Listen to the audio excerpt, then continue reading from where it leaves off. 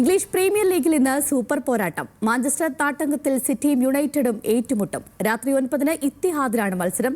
Liverpool away മത്സരത്തിൽ ബേൺലിയെ നേരിടും.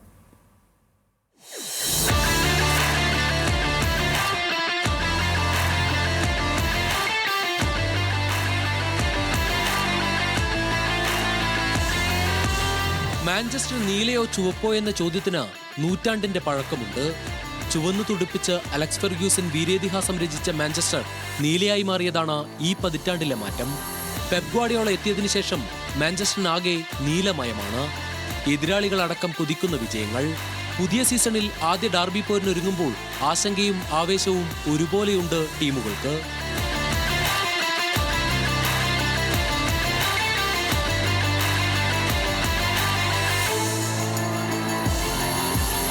പരിക്കിന്റെ പിടിയിൽ സൂപ്പർ താരങ്ങൾ.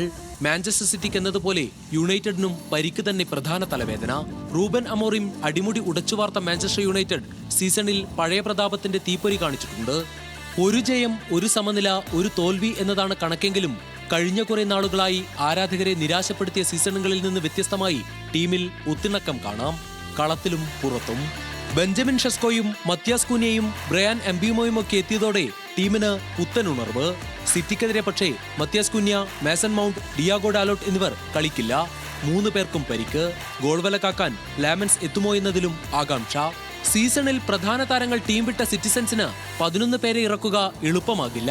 റിയാൻ ഷർക്കി, ഒമർ മർമോഷ്, മാറ്റിയോ കൊവാസിച്ച്, ജോൺ സ്റ്റോൺസ് എന്നിവർക്ക് പരിക്കാണ്. ഗ്വാർഡിയോൾ പരിക്കുമാറി പരിശീലനം തുടങ്ങിയത് ആശ്വാസം. പുതിയ ഗോൾ കീപ്പർ ഡോൺറൂമയ്ക്ക് ഡാർബിയിൽ അരങ്ങേറ്റത്തിന് അവസരമാകും. സീസണിൽ 2 മത്സരങ്ങൾ തോറ്റ നിരാശയിലാണ് പെപ് ഗ്വാർഡിയോളയും സംഘവും. ഗ്വാർഡിയോളയുടെ കീഴിൽ സിറ്റിയുടെ ഏറ്റവും മോശം തുടക്കം. സീസണിൽ തിരിച്ചടി നേരിടുന്ന 2 വമ്പന്മാർക്ക് കരുത്തുകൂട്ടി തിരിച്ചെത്താനുള്ള അവസരമാണ് മാഞ്ചസ്റ്റർ ഡാർബിയിൽ.